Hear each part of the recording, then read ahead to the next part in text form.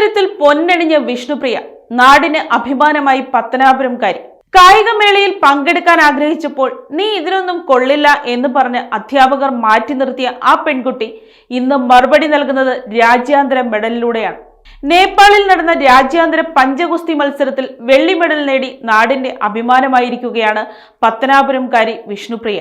Pathanapuram plantation corporation ലായത്തിലെ ഇത്തിരി വെട്ടത്തിൽ നിന്ന് ലോകവേദിയിലേക്ക് വിഷ്ണുപ്രിയ നടത്തിയ കുതിപ്പ് പ്രതിസന്ധികളോട് പടവെട്ടുന്നവർക്കൊരു പാഠപുസ്തകമാണ്. കുന്നിക്കോട് എസ്റ്റേറ്റിലെ തൊഴിലാളികളായ പ്രദീപും രജനിയും മകളുടെ സ്വപ്നങ്ങൾക്ക് തണലായി കൂടെ നിന്നപ്പോൾ ലായത്തിലെ പരിമിതികൾ വിഷ്ണുപ്രിയയ്ക്ക് മുന്നിൽ വഴിമാറുകയായിരുന്നു. സ്കൂൾ പഠനകാലത്ത് കായിക മത്സരങ്ങളിൽ പങ്കെടുക്കാൻ അതിയായി ആഗ്രഹിച്ചിരുന്നുവെങ്കിലും അധ്യാപകരിൽ നിന്ന് നേരിടേണ്ടി വന്ന അവഗണന വിഷ്ണുപ്രിയയെ തളർത്തിയില്ല, മറിച്ച് വാശിയേറുകയാണ് ചെയ്തത്.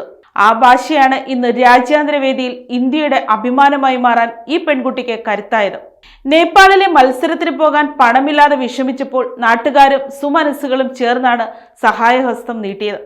എന്നാൽ ഇനിയും മുന്നോട്ട് പോകാൻ സാമ്പത്തിക ബുദ്ധിമുട്ടുകൾ തടസ്സമായി നിൽക്കുന്നുമുണ്ട്. സർക്കാരിന്റെയും അധികൃതരുടെയും സഹായമുണ്ടെങ്കിൽ കൂടുതൽ ഉയരങ്ങൾ കീഴടക്കാൻ കഴിയുമെന്ന പ്രതീക്ഷയിലാണ് ഈ കൊച്ചുമിടുക്കി. News desk, Kottarakkara media.